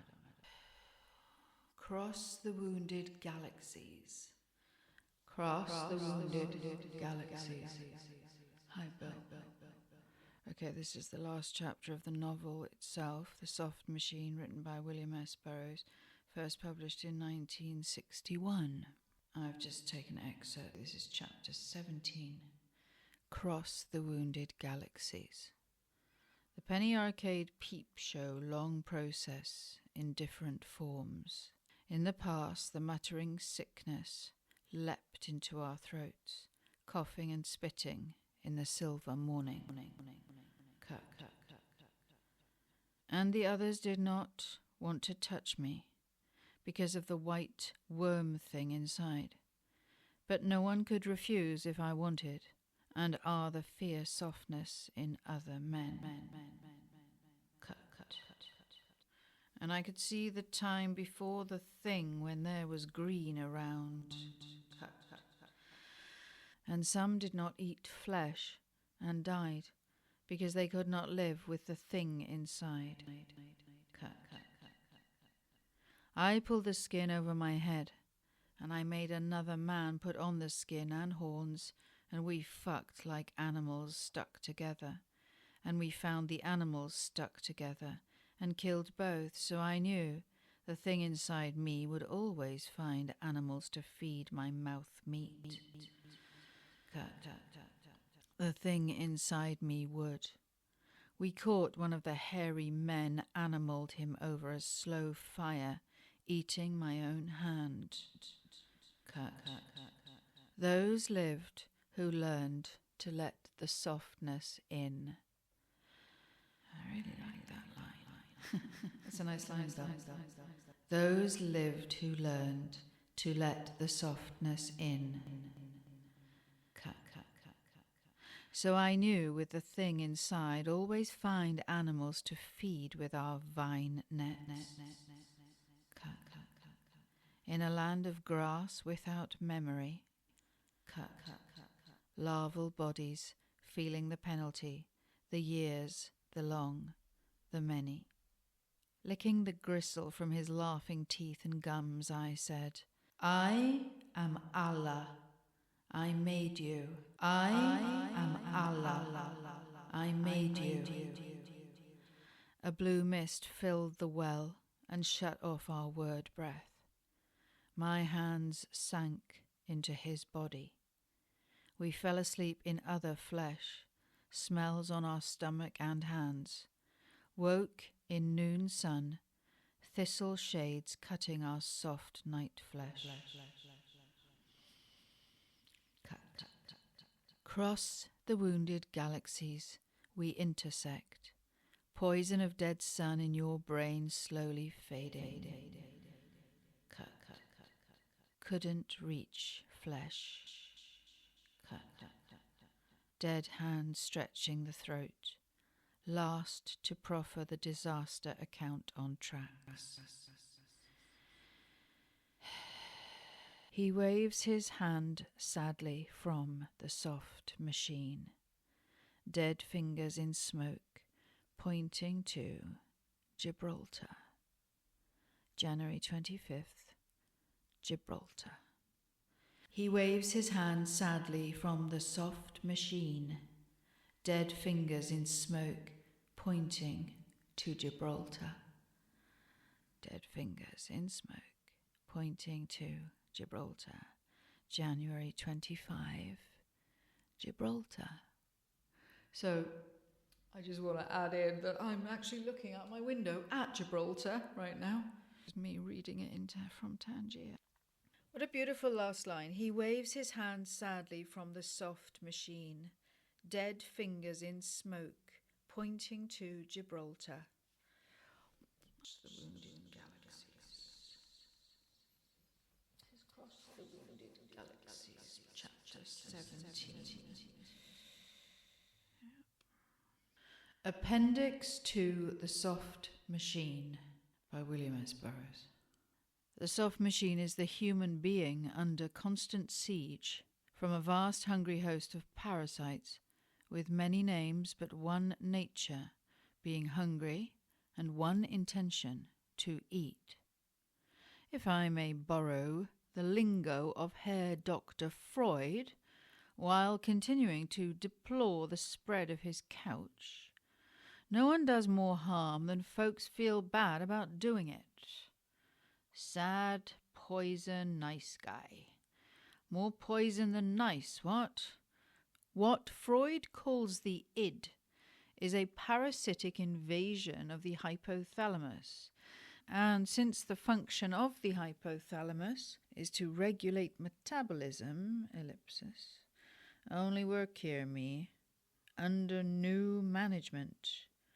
What Freud calls the superego is probably a parasitic occupation of the midbrain where rightness, where you and I used to live, before this superego moved in, room on the top floor if my memory serves. Room on the top floor if my memory serves. Since the parasites occupy brain areas, they are in a position to deflect research from dangerous channels. Apomorphine acts on the hypothalamus to regulate metabolism, and its dangers to the parasitic inhabitant of these brain areas can be readily appreciated. You see, junk is death. the oldest visitor in the industry. And that is the end of the extracts I took from the appendix to the Soft Machine in the Calder and Boyars. Calder and Boyars 1968 edition of the Soft Machine by William S. Burroughs, first published in 1961. So we're going to keep recording backwards. We're here in Tangiers, and we're recording these audio excerpts backwards. Well, because that seems perfectly logical to me. From the Soft Machine, a treatment that cancels addiction. This is after the book, The Soft Machine by William S. Burroughs, is finished. And now I'm going to find the text that I extracted. Here we go. In 1961, I was in contact with a man of wealth and influence who had just completed the apomorphine treatment and convinced himself of its unique value in cases of heroin addiction. He could draw official attention to this treatment. So hang on, I need to make clear where I cut the text because I'm only taking extracts. So its unique value in cases of heroin addiction, cut. He could draw official attention to this treatment in the United States, where the problem of addiction and the number of addicts would form an ideal testing ground for the apomorphine treatment. At his suggestion, in January 1961, Cambridge, England, I wrote a comprehensive article describing the treatment and its advantages over other methods of treatment in use at the time and unfortunately still in use. The young man is dead now. Dr. Dent is dead now, the London doctor who first started using apomorphine in the treatment of addictions, who used the treatment for 40 years with excellent results, as many of his cured patients can testify. Dr. Dent was the founder and chairman of the English Society for the Study of Addictions. He was in contact with Dr. Isbell of Lexington, KY, and other workers in the field. Though he tried repeatedly, he was never able to interest Dr. Isbell or any of the other doctors connected with the Public Health Service of the United States to give the apomorphine treatment a trial. I prepared 3 copies of the original article. One was sent to the young man at whose suggestion the article had been written and reached him shortly before his death. One was lost by a literary agent in New York after being rejected by the Literary Digest and several comparable periodicals. Bracket. I should mention in this connection an incident that occurred in 1960. Being short of money at the time, I accepted a commission from a true detective in the United States to do a piece on, quote, the corner junkie. Mr. Melville Hardiment of 6 Cambridge Street prepared the article from notes I provided, and I added a page on the apomorphine treatment. The detectives were taking the article but preferred to omit reference to the apomorphine treatment since it was a better story to leave the corner junkie in the gutter where he belongs. I wrote back that their attitude was so inexplicable as to warrant the labels unpatriotic and disloyal. Disloyal, that is, to any America or Americans I could consider worthy of loyalty, that the possibility of disintoxicating 50,000 miserable addicts was in itself something of a story. The 3rd copy of the article was lost in some remote file, but appeared as the preface to the Italian version of Junkie through the good offices of Dr. Pivano Sozza of Milan. This Italian translation is the only copy of the article that has been published to date. At the time the article was written, I did not criticize the American Narcotics Department nor the Public Health Center at Lexington, KY. I simply suggested that they turn their expensive facilities to the job of disintoxicating 50,000 miserable addicts by the only method of treatment that does the job, and if there is one thing America is supposed to stand for, it is doing the job. My attempt to attribute goodwill where it patently does not exist proved ill-advised. The American Narcotics Department has persisted in regarding addiction as criminal in itself, with the consequent emphasis on punishment rather than treatment. Addiction is a metabolic illness and no more a police problem than tuberculosis or radium poisoning. Mr. Anschlinger says that the laws against addiction must reflect society's disapproval of the addict. That is to say, cause society's disapproval of the addict. Recently, when an attempt was made to set up a treatment centre in Hoboken, the local inhabitants stoned the centre, screaming, "Are you high? Did you bring your needle? We will never accept criminal men and women in Hoboken." One sometimes wonders exactly how ugly the ugly American can be, and how ill-intentioned those who form his so-called opinions. Let us look at the record. What has been accomplished by the American Narcotics Department and the Treatment Centre at Lexington? The Narcotics Department has indeed, as they claim, reduced the amount of heroin addicts receive, but not the number of addicts. This is an inconsiderable improvement. Whether an addict receives 23 grains of heroin per day or quarter grain, he is still an addict and subject to severe withdrawal symptoms if his dose is cut off. In fact, addiction can be maintained by as little as 1/30th of a grain of heroin per day. The incidence of heroin addiction in age groups and social class, where it was previously unknown, continues to increase. When I was in high school, in the 1920s, the use of any drug other than alcohol was unknown. When I first became addicted to heroin in the 1940s, teenage addicts were still unknown. Now, the rising incidence of teenage addiction has led to extending control measures that have yielded such lamentable results. Addiction is an illness of exposure. One may well ask, how were narcotics made available to young people? I can suggest a partial answer to this question. The stringent measures of the American Narcotics Department, their vociferous insistence that addiction is a police and not a medical problem, spread the infection.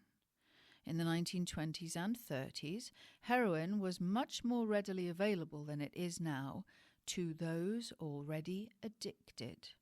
Pusher sold to addicts, and most of their business came from the seedy, furtive, small-time underworld short-change artists, thieves, pimps, and whores. It was a world of shabby streets and rooming houses far removed from high school students. At that time, it was quite easy to support a morphine habit from doctors' prescription. When the American Narcotics Department, berserk with Parkinson's law, began a program of wholesale arrest and disproportionate sentences for possession, many of the old-time addicts and pushers were put out of circulation. Some old-timers quit out of disgust. Even the mafia decided there are safer and easier ways to make money. As a result, a whole new generation of pushers and users arose. This new generation of pushers turned to the teenaged market. This development was easy to foresee by any person with a clear mind. Am I saying that the American Narcotics Department deliberately spread the illness of addiction to young people? Whether an agent acts deliberately or not is about as interesting as how many angels can dance on the head of a pin. By their fruits you will know them, and the fruits of the American Narcotics Department are deplorable. This brings us to the possibility of quarantining or containing the illness of addiction, which has been the English system. This article is not an argument for introducing the English system into the United States. In England, a doctor may prescribe any amount of heroin for an addicted patient, but will not prescribe unless he has satisfied himself that the patient is already addicted. Since heroin is available to an addict legally, and he can buy it at drugstore prices, he does not need to buy on the black market, though admittedly an addict may sell off a pill or two from his allowance to other addicts. The number of addicts in the United Kingdom is estimated at 600. 600. Yes, it's written in 1962 or 63, because Dr. Dent is dead, he said that, so this is about 1962 or 3. In the United Kingdom, the number of addicts is estimated at 600, as opposed to 50,000 addicts in the United States. Recently, pressure from American sources has been brought to bear on England, and there is talk of changing the system. English doctors are opposed to the change since they feel it will give police officers the right to tell a doctor what he can and cannot prescribe. This right has long been vested in the American Narcotics Department, and a doctor may lose his license if he prescribes for addicts. The policies of the American Narcotics Department are not calculated to contain, but to spread the illness of addiction. Let's read that again. The policies of the American Narcotics Department are not calculated to contain, but to spread the illness of addiction. They have not reduced the number of those affected. They say themselves that addiction is on the increase, especially among young people. The pretext of looking for narcotics gives them the right to search any person or premises at any time. The department is continually lobbying for more anti-narcotic laws and stiffer penalties. Many of the laws passed under this pressure are very dangerous indeed to our so-called freedom. In Louisiana and California, it is a felony to be an addict.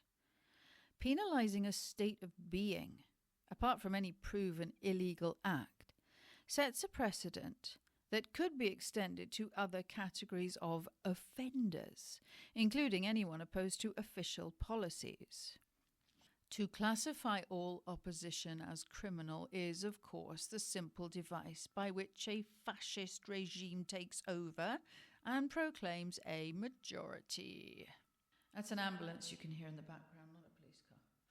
In December 1964, I returned to the States and was detained 3 hours at customs while narcotics agents read my notes, letters, and diary. Finding no narcotics, they then informed me I was subject to fine and imprisonment for failing to inform the customs officer of my narcotics record on my return. The law requiring addicts to register only applies to those who have been convicted under federal, state, or city violations of the Harrison Narcotics Act, or the Marijuana Act of 1937. I have been arrested twice in the United States, once 17 years ago and once 20 years ago. In neither case was I convicted. In any case, this law would seem to make it a crime ever to have been an addict. Now, let us look at the treatment centre at Lexington. What treatment is given? A 10-day reduction cure with methadone, yielding almost unanimous relapse at the first opportunity, as the doctors at Lexington readily admit. The head of the research department at Lexington is Dr. Isbell. Dr. Dent was never able to interest him in the apomorphine treatment, though Dr. Isbell has seen the results. I know of one occasion when he talked with 2 of Dr. Dent's cured patients. He told Dr. Dent that he considered the treatment too dangerous. Dangerous to who? Experiments at Lexington seem oriented towards establishing the addictive liability of decorticated canine preparations. Yes, even a dog with its brains cut out can be hooked. I could have told you that before you stuck the needle in, Doc. The treatment at Lexington is now 6 months of confinement after the initial 10-day reduction with substitute drugs. Public health officials now wish to extend this period, saying that prolonged involuntary confinement is necessary because the addict does not want to be cured. Of course, addicts do not want to be cured, since it is precisely the centers of wanting that have been taken over by the drug. When they begin to lose the need for morphine in the course of the apomorphine treatment, many will want to continue the treatment and stay off drugs. The apomorphine treatment takes about 8 to 10 days. After treatment, the cured addict finds that he can resist relapse. Apomorphine precisely activates the resistance centers. In 1951, a heavily subsidized magazine called The Western World published an article called Fighting Drug Addiction. Fighting Drug Addiction.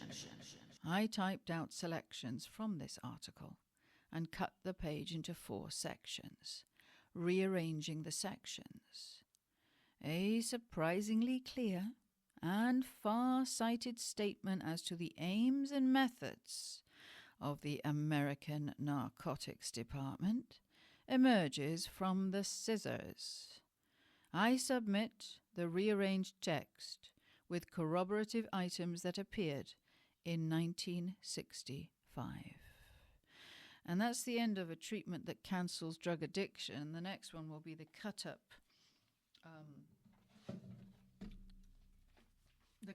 text, which is Plan Drug Addiction. Plan Drug Addiction, I think written in 1965, but I could be wrong. And I'm not going to do that right now because my back hurts. I'm standing up because I can't take any morphine anymore, damn it. Okay, let's check that recorded. Plan Drug Addiction in The Soft Machine by William S. Burroughs. Now, you are asking me whether I want to perpetuate a narcotics problem, and I say, protect that disease must be made criminal, protecting society from the disease.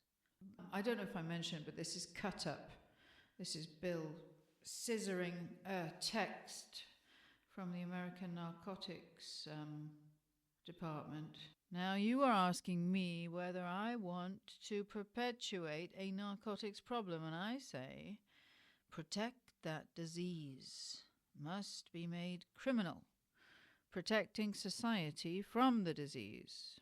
The problem scheduled in the United States, the use of jail, former narcotics plan, addiction and crime for many years, broad front care of welfare agencies, narcotics which antedate the use of drugs. The fact is noteworthy. 48 stages. Prisoner was delayed, has been separated, was required. Addiction in some form is the basis. Must be wholly addicts. Any voluntary capacity subversion of the will, capital, and treasury bank. Infection dedicated to traffic and exchange narcotics demonstrated a typhoid Mary who will spread narcotics problem to the United Kingdom. Finally, in view of the cure of the social problem and as such dangerous to society, release the prosecutor to try any holes. Cut Up Fighting Drug Addiction by Malcolm Monroe, former prosecutor in Western World, October 1959. And here is an item that appeared 6 years later, May 3rd, 1965, in the New York Journal American. That's the end of the cut-up section called Planned Drug Addiction. In William S. Burroughs' Soft Machine, this is part of the kind of aftermath of the main novel itself in the Calder edition, published in 1962. I can check. I want to say this book smells nice too. Oh yeah. This revised edition first published in Great Britain in 1968 by Calder and Boyars Limited, 18 Brewer Street, London W1. What is part of your total input? Was Dead on Arrival cut up, the first chapter of Soft Machine? Yeah, there's a lot of cut-ups in there. Okay, Soft Machine by William S. Burroughs. And we're doing recordings backwards because that makes more sense while we're in Tangiers. And I'm now reading, hang on, let me find the page.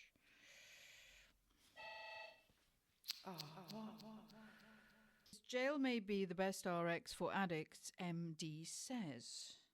The specialist doctor George E. Valent, a psychiatrist at the United States Public Health Service in Lexington, said, "The likelihood that significant abstinence would occur after prolonged involuntary imprisonment, followed by prolonged involuntary supervision, say 15 times greater than after voluntary hospitalization." He adds that delinquency, addiction, broken homes and slum residents are probably interdependent. I've cut this up, so I'm not recording all of it. Officials. What they say adds up neither to good sense or good intentions. Recently, centres have sprung up where the addicts receive no other medication than prayer. This inspirational and quasi-religious approach to a metabolic illness is ill-advised.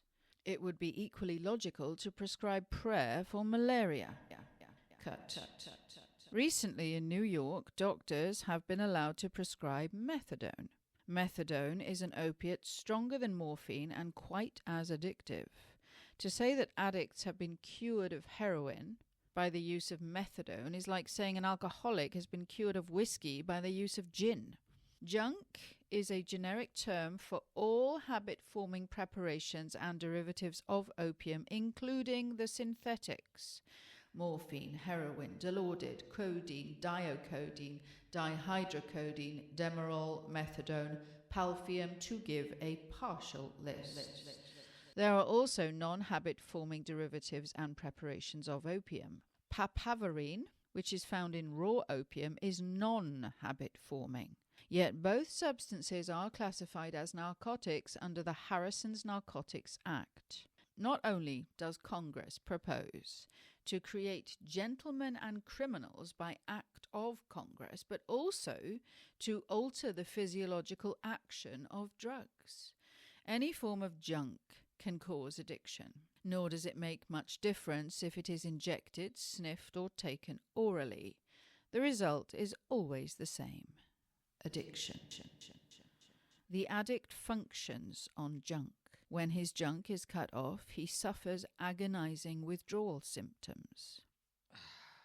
Symptoms I will never forget. In some cases, death from circulatory collapse and shock.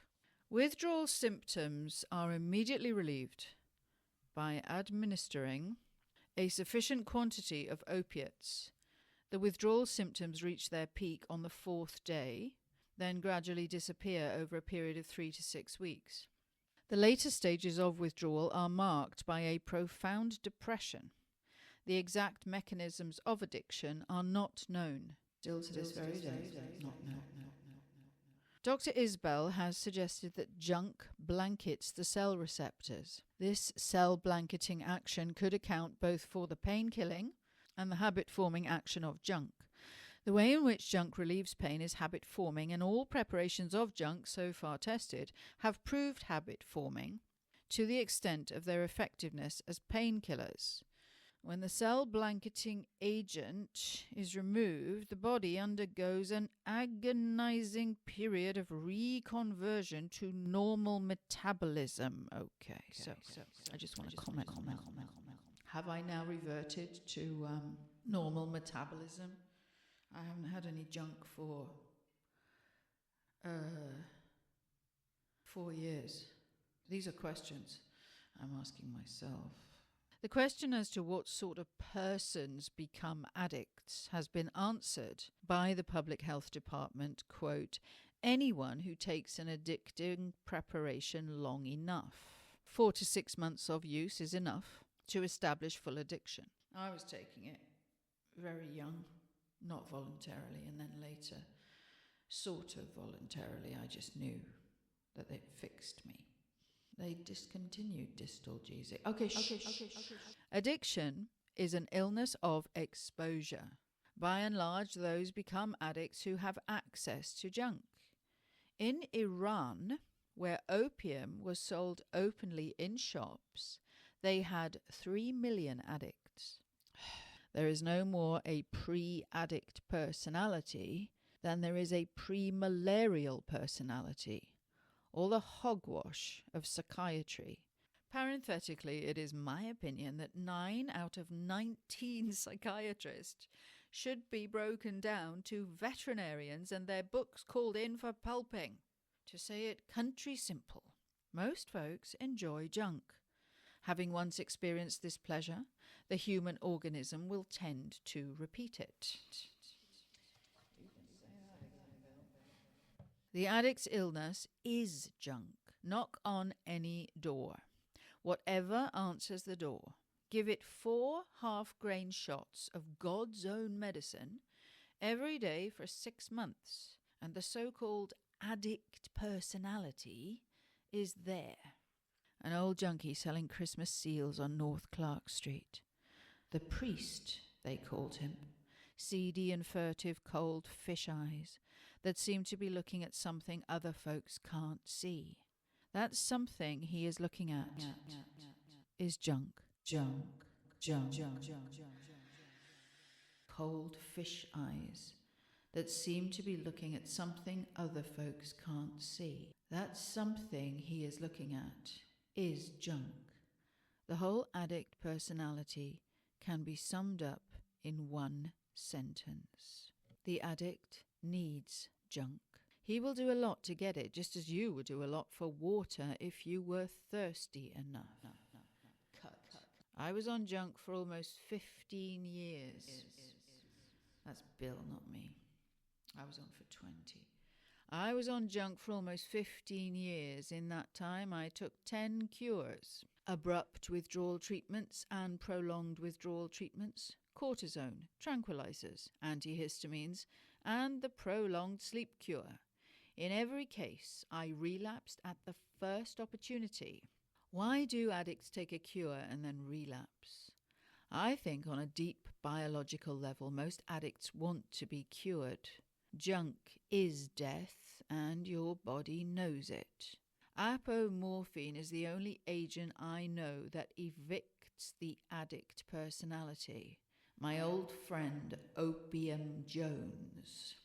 We were mighty close in Tangiers, 1957, shooting every hour 15 grains of methadone per day, which equals 30 grains of morphine, and that's a lot, G-O-M. I never changed my clothes. Jones likes his clothes to season in stale rooming house flesh, until you can tell by a hat on the table, a coat hung over a chair, that Jones lives there. I never took a bath. Old Jones don't like the feel of water on his skin. I spent whole days looking at the end of my shoe, just communing with Jones. And one day I saw Jones was not a real friend, that our interests were in fact divergent. So I took a plane to London and found Dr. Dent charcoal fire in the great Scottish terrier cup of tea. Cut. Now, every addict has his special symptom, the one that hits him hardest when his junk is cut off. With me, it's feeling the slow, painful death of Mr. Jones. I feel myself encased in the old grey corpse of Mr. Jones. Not another person in the world I want to see, not a thing I want to do except revive Mr. Jones. I have to say something. I feel that not too often, not too terrifyingly, but after, 4 years without any opiates, and I didn't have apomorphine. I did slow reduction on my own.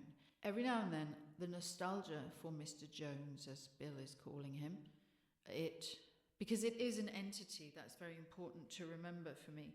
It was a partner that I preferred over all human beings, and I'm not sure. I've never found a partner or a friend that cuts it quite like Mr. Jones. Anyway, I'll shut up.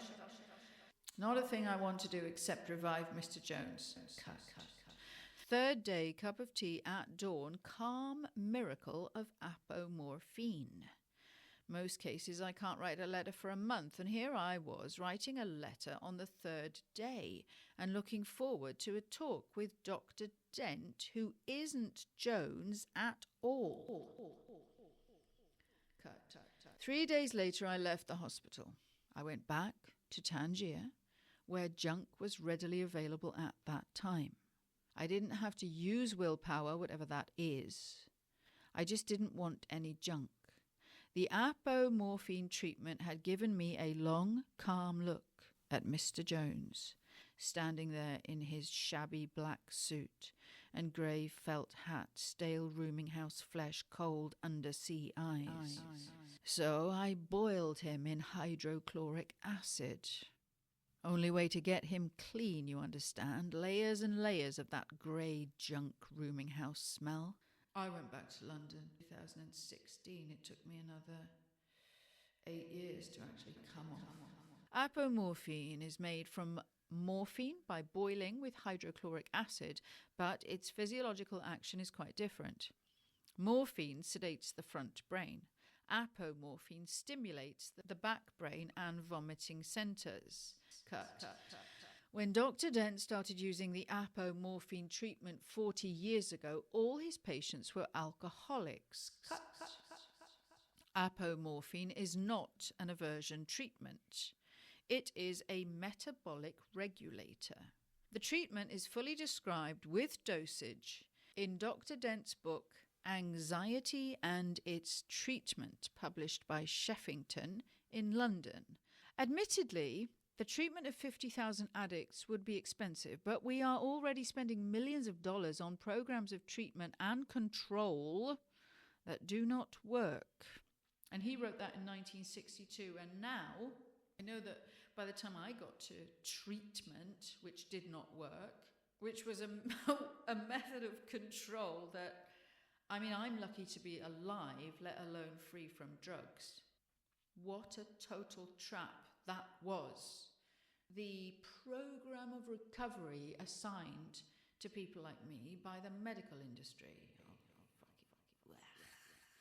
Me, Mr. Jones, and Mr. Burroughs. I feel that any form of so-called psychotherapy is strongly contraindicated for addicts. Addicts should not be led to dwell on or relive the addict experience, since this conduces to relapse. So this is how I sometimes feel while reading this. I've put the note down here. And the writing of insomnia, which is now called Doctors or Drug Dealers, I'm afraid of it, because I'm afraid of dwelling on or reliving the addict experience, since this conduces to relapse. The question, why did you start using narcotics in the first place, should never be asked. It is quite as irrelevant as it would be to ask a malarial patient why he went to a malarial area. And then page 186 on barbiturate addicts has been omitted. No variation of the apomorphine formulae has ever been manufactured, and the formulae has never been synthesized. These drugs could excise from the planet what we call anxiety, since all monopolistic and hierarchical systems are basically rooted in anxiety. It is not surprising that the use of the apomorphine formulae have been consistently opposed in certain drearily predictable quarters of the soft machine. I'm going to read that last paragraph again. These drugs, he's talking about apomorphine, could excise from the planet what we call anxiety, since all monopolistic and hierarchical systems are basically rooted in anxiety. It is not surprising that the use of the apomorphine treatment or the synthesis of the apomorphine formulae have been consistently opposed in certain drearily predictable quarters of the soft machine. The soft machine. That is the end of the book. Let me just make sure that is the end of the book. Yeah, that is the very end of William S. Burroughs, The Soft Machine. Okay, stop. Coincidence? What are they talking about? It doesn't mean anything. Coincidence does not mean anything to me. I mean, when they say, oh, it's just a coincidence. But it isn't coincidence to me at all. It's something to do with synchronicity. Nothing here now. Metamorphosis is complete. I never said that you had to use all the material. I may make a cut up and only get a sentence that I want to use. There's no obligation to use it all. And many of them don't work at all. Sometimes, when I'm in a bind, I don't know where the narrative's going. I may get an idea from cutting up a page or two.